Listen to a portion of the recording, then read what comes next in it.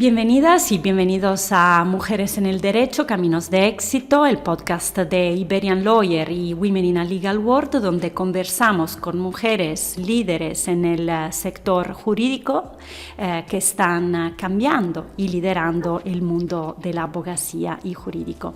Hoy tengo el placer de conversar con María José García Beato. Bienvenida. Muchísimas gracias. Muchísimas gracias por haberme invitado, Hilary. Muchísimas gracias también a Iberian Lawyer y a Women in Legal World. Bien, María José, has tenido una trayectoria poco común entre la administración pública y también el sector corporativo. Cuéntanos un poco cómo empezó todo, cuándo sentiste que el derecho iba a ser tu camino.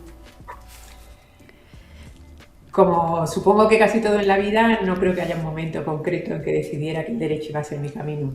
Es cierto que desde niña he tenido una clara vocación por las ciencias sociales. Me gustaba la historia, la filosofía, un poco contraintuitivo y contra lo que me dirigían en mi familia, en mi casa e incluso en el colegio, que me veían más una carrera de ciencias.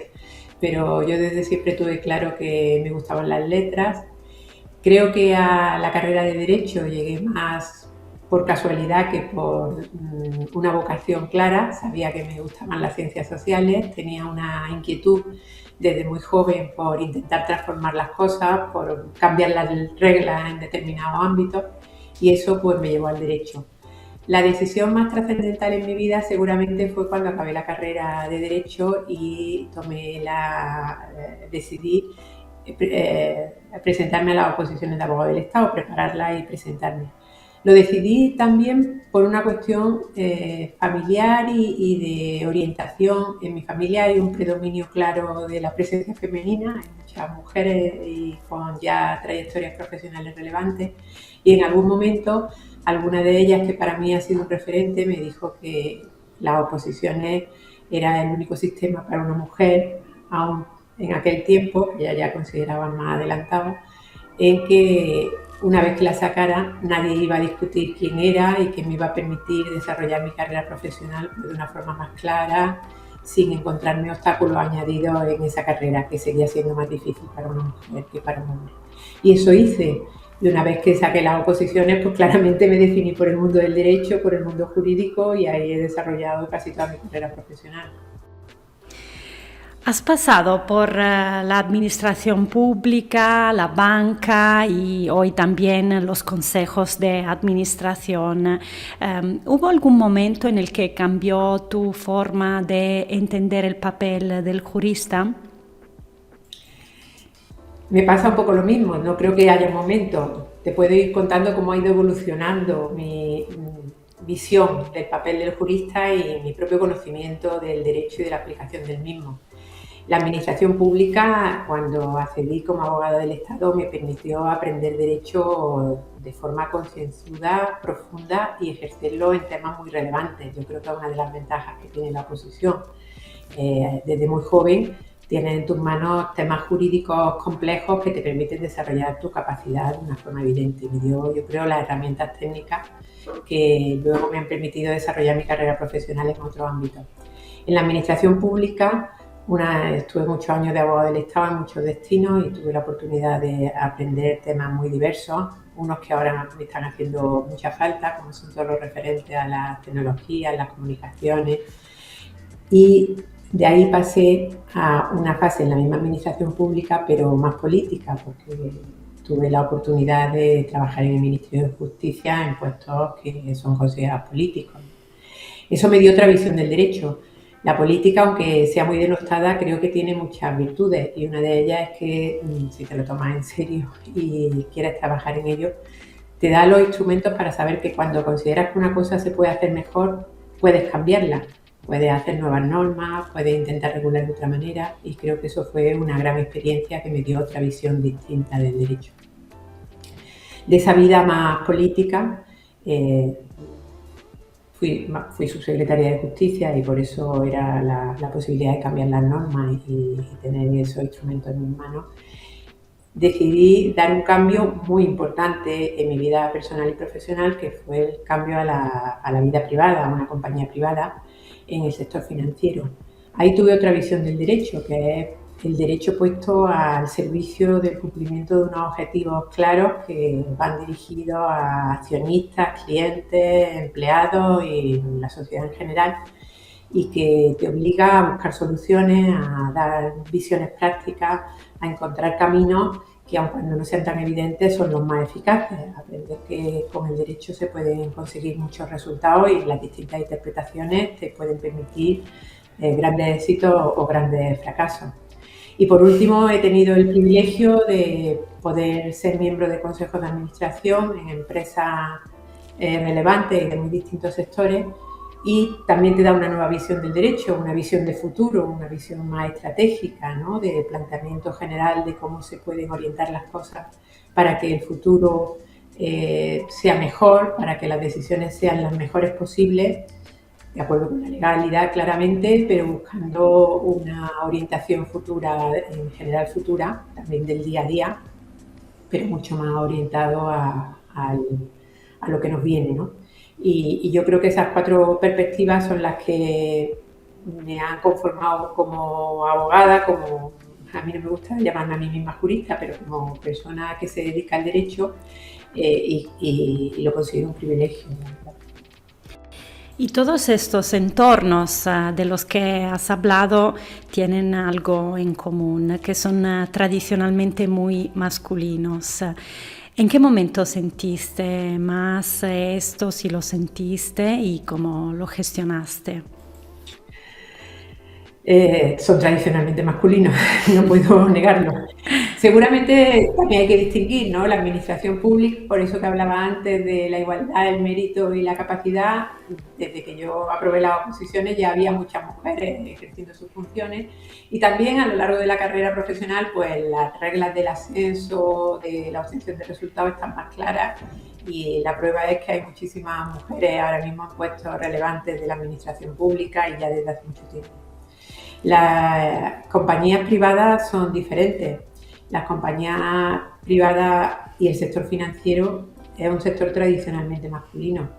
Cuando yo llegué al sector financiero había poquísimas mujeres en puestos de responsabilidad, había poquísimas mujeres que tuvieran presencia en los consejos de administración, desde luego no la tenían en los comités de dirección, y la presión era más evidente. ¿Cómo se gestiona? Pues yo la he intentado gestionar aportando valor, tratando de gestionar el conflicto, intentando esforzarme como en cualquier otro ámbito y prescindiendo de la presión, pero realmente no es fácil. Hoy las cosas han cambiado mucho en algunos ámbitos, porque, por ejemplo, las normas, aparte de la sociedad, de la conciencia social, de la presencia de la mujer en todos los ámbitos de decisión, las leyes han ayudado en los consejos de administración con normas de establecer un porcentaje, pero es cierto que todavía en los comités de dirección y en los puestos ejecutivos relevantes, que yo creo que son los realmente importantes de cara a la presencia de la mujer y a incrementarla en el futuro, pues falta por hacer. Es verdad, es verdad. Y a lo largo de toda tu trayectoria, ¿no? Independientemente del entorno, ¿te acuerdas de algún momento particularmente difícil, una duda, una decisión difícil que consideras hoy clave en tu trayectoria? Volviendo un poco a lo que ya he contado, yo creo que la decisión más clave o más importante o más relevante que he tomado en mi vida, aparte de la de preparar las oposiciones a la que ya me refería antes, fue el cambio de vida, el pasar de la administración pública a la vida privada, a las compañías privadas, y en mi caso supuso una importante decisión profesional y personal, porque yo me fui a un banco en Barcelona, cambié mi vida de Madrid a Barcelona, me incorporé a una nueva organización en la que nadie te conoce, en la que tienes que empezar, no desde cero, pero tienes que empezar una nueva carrera profesional. y además en un entorno que no era fácil, que no era el que yo conocía y que me supuso un esfuerzo familiar, personal y desde luego profesional. Hoy, muchísimos años después, lamentablemente muchísimos años, pero por los años, pues puedo decir que fue una decisión acertada, que me permitió reorientar mi carrera profesional, me abrió otro mundo, me ha permitido conocer otras sociedades, otras formas de decidir y me siento muy satisfecha de haberlo hecho, pero en su momento pues sí se siente cierto vértigo. Vuelvo a los consejos de administración. ¿Qué significa realmente estar en esa mesa que no se ve desde fuera? Una cosa muy relevante cuando alguien está dentro de un consejo de administración de una grande compañía es que es el sitio donde las decisiones que se toman tienen un impacto real en las personas, ¿no? Y en las empresas y en la sociedad tal vez, ¿no? ¿Cómo se convive con este nivel de responsabilidad? Sobre todo cuando se toman decisiones en situaciones en las que las respuestas en realidad no son claras o no son cómodas. Bueno, ha hecho muchas afirmaciones que todas son ciertas, pero que hay que matizar, ¿no? Los consejos de administración es verdad que te exigen plantearte tu vida, tu cabeza profesional, tu mente profesional de otra manera.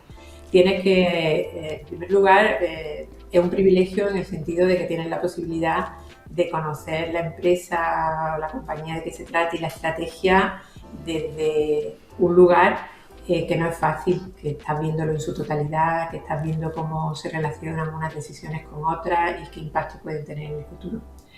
Tiene otro cambio fundamental para las personas que nos incorporamos después de una vida ejecutiva, que ya no eres ejecutiva, es decir, las decisiones tuyas no consisten en hacer las cosas, sino en trazar líneas generales y que esas líneas generales impacten en el funcionamiento ordinario de la sociedad. La tercera, que me parece muy importante, es que no son decisiones exclusivamente tuyas, sino que formas parte de un conjunto de personas, cada uno con unas capacidades distintas, con unas habilidades distintas, y que entre todos tenemos que llegar a conformar la mejor decisión posible en beneficio pues, de la compañía en su conjunto, como decía antes, accionistas, clientes, empleados y el resto de la sociedad. Todo eso te obliga a trabajar de una manera distinta, te exige mucho trabajo y mucho esfuerzo, mucho trabajo que no se ve claramente. Hay que saber no solamente de la compañía y de los papeles de la compañía, sino hay que saber hacia dónde va el mundo, los grandes retos a los que nos enfrentamos. Y en relación con la responsabilidad a la que tú te referías, pues la responsabilidad de la que se habla mucho en los consejos de administración, pues efectivamente, como te decía, hay que saber distinguir entre las funciones ejecutivas y la de ser miembro de un consejo.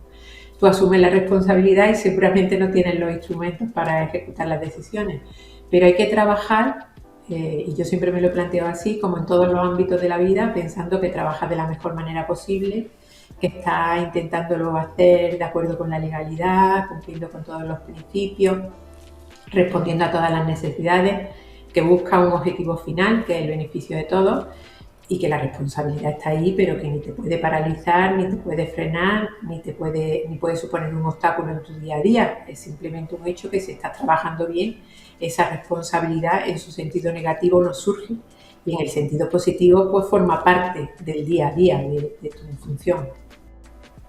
Sí, en este sentido, el valor añadido de un abogado dentro de un consejo de administración es muy relevante, ¿no crees? Pues mira, a mí me parece muy relevante, muy relevante. Hay sobre esto mucho debate y yo siempre defiendo el papel de los juristas en el consejo de administración. La distinción, ¿por qué hay debate? Pues porque en el consejo de administración hay siempre una figura relevante, el que yo también he sido, es decir, esto de ser cocinero antes que fraile, que es la del secretario del consejo. Pero el papel del secretario del consejo y la visión jurídica de un consejero no son ni incompatibles ni enfrentadas. Una cosa es que el Consejo funcione adecuadamente, que se tomen todas las decisiones con arreglo a la ley, que se confíe en el secretario como garante de ese funcionamiento ordinario, y otra es que la perspectiva jurídica que inevitablemente tienen todas las decisiones que se tomen en la vida, sean financieras, sean de geopolítica o sean tecnológicas, se valoren por un jurista especialista o no especialista en el Consejo de Administración. Que esa voluntad general que antes decía, que se conforma por voluntades de muchos tipos, perfiles internacionales, tecnológicos, financieros, pues una de esas partes que lo conforman sea jurídica, a mí me parece que aporta aporta un valor relevante, muy importante y necesario. Hablamos ahora de tu experiencia en Women in a Legal World, desde esta mirada, ¿no? ¿Qué cambio y qué cambios te parecen hoy más relevantes para que se pueda avanzar hacia una igualdad real en el mundo jurídico y también en el mundo corporativo? Hoy seguramente no hace falta un cambio concreto, ¿no? No hace falta, por lo menos yo no soy capaz de identificar, hace falta esto. Yo creo que las grandes cosas ya están hechas, los grandes cambios, las grandes normas jurídicas que amparan la presencia de las mujeres, las normas que protegen nuestro funcionamiento, nuestro trabajo ordinario. Es mucho más complicado, ¿no? Yo no quiero utilizar palabras que me coloquen en una posición más o menos beligerante porque no lo soy, pero sí creo que hay elementos transparentes, digamos, o que por lo menos no son visibles aparentemente, que impiden que por la razón que sea las carreras profesionales de las mujeres alcancen o tengan el mismo recorrido y en condiciones de igualdad a la de los hombres. Y es cierto que en la cúspide ya, o no cúspide, pero bueno, en los consejos de administración la presencia de las mujeres está garantizada. La presencia en los comités de dirección se va incrementando poco a poco. Hoy hay mujeres que asumen papeles muy relevantes, presidentas de empresas, pero no es el número suficiente. Pero el problema real está a lo largo de la carrera ejecutiva de una mujer que, al margen de cuestiones personales, que yo siempre las dejo al margen porque cada uno puede gestionar su vida personal de una manera o de otra, hombre o mujer, en la vida profesional hay pequeños elementos que hacen que la carrera de la mujer no se desarrolle en las mismas condiciones. Y luego no solamente en la carrera, hay sí secos, matices en el trato, en la forma que tienen a veces de valorar el trabajo que estás desarrollando, que te exige tener mucha más seguridad en ti misma y que eso supone al final un pequeño, pues si no un obstáculo, un pequeño frenito, ¿no?, en tu carrera profesional. Y eso es lo que hay que cambiar. ¿Cómo se cambia? No es fácil, no tengo la respuesta, pero creo que las mujeres tenemos ahí un papel muy activo, ¿no? Tenemos que ser conscientes, tenemos que ser no beligerantes, pero sí activas o proactivas en la defensa, ¿no?, de las distintas posiciones, por lo menos poner de manifiesto cuando vemos que se están produciendo estas situaciones, las estemos sufriendo nosotros o no, porque la mayoría de nosotras mismas respondemos, no la hemos sufrido personalmente, siempre has sufrido algo, pero en cualquier caso siempre lo has visto alrededor en algún momento, ¿no? Y yo creo que eso es lo que se puede cambiar ahora y que hay que trabajarlo, que nosotras mismas tenemos que trabajarlo para ser conscientes y para hacer que ese cambio se produzca. Y mirando al futuro y mirando más a la profesión de los juristas, ¿qué desafíos ves como los más críticos en los próximos años para ellos? Bueno, yo creo que los juristas tenemos que adaptarnos a un mundo totalmente cambiante, en que seguramente lo que se va a pedir de nosotros es muy diferente a lo que se ha pedido hasta ahora, ¿no? Lo básico.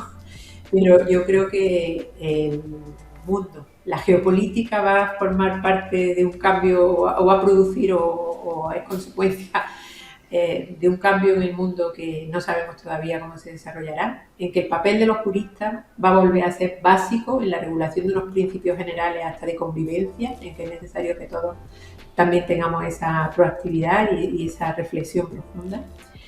Y luego el segundo, desde mi punto de vista, es desde luego, si no para su desarrollo, el de la inteligencia artificial, porque realmente vamos a tener que aprender a trabajar de otra manera, que yo he defendido ya en algún sitio públicamente que no es de otra manera, que es simplemente como es el verdadero trabajo del jurista, ¿no? No es tanto el hacer los papeles o el rellenar contratos como el ser capaces de poner criterio jurídico. Y si lo hacemos bien, el criterio jurídico siempre va a ser necesario. Otra cosa es que con instrumentos como estos tan poderosos tengamos que aprender a trabajar de otra manera, ¿no? Y seguramente son para mí los retos más importantes. Habrá otros, pero esos van a generar cambios muy sustanciales en la forma que tenemos todos, ¿no? De entender el derecho y de entender nuestro trabajo. Para cerrar, me gustaría dejar unos consejos por tu parte a una joven jurista que quiera llegar a un espacio de decisión, a una posición de éxito. No es fácil dar consejos, cada uno somos un mundo, pero yo lo baso en 3 pilares. En esos pilares he basado mi propia carrera profesional y para que les sirva. Yo creo que una parte fundamental, la primera, por decir 3, el primero es la formación, pero no solo la formación técnica, que es fundamental, hay que tener una profunda formación, hay que estar en constante aprendizaje, hasta como decía antes, los consejos de administración, ahora tienes que estar en un contacto constante de aprendizaje, sino también la formación de las habilidades personales, a eso que me refería antes, de ser capaces las mujeres de enfrentarnos a la vida de otra manera, de ser capaces de reclamar nuestros derechos, de enfrentarnos a una carrera profesional de una manera optimista y positiva, y en algunas ocasiones, por distintas razones, pues no estamos suficientemente preparados. El segundo es un trabajo serio, riguroso, aportando valor, gestionando el conflicto, gestionando los riesgos que se presentan, en fin, trabajando de forma intensa. Y la tercera, pues, la de ser valiente, la de ser capaz de asumir nuevos retos, de asumir cambios, de salir de la zona de confort y de trabajar conforme te vaya planteando la vida los distintos retos, ¿no? Y bueno, en lo que puedan servir, yo creo que son principios que si uno los tiene en la cabeza, al final los acaba aplicando. Bien. Muchas gracias, María José García Beato, por tu tiempo, por conversar conmigo y con nosotras, con todas las personas que nos escuchan. Gracias a vosotros, la verdad que me ha resultado muy interesante y encantada de participar. Muy bien, y para todos nuestros fans, nos encontramos en el próximo episodio de Mujeres en el Derecho, Caminos de Éxito. Gracias.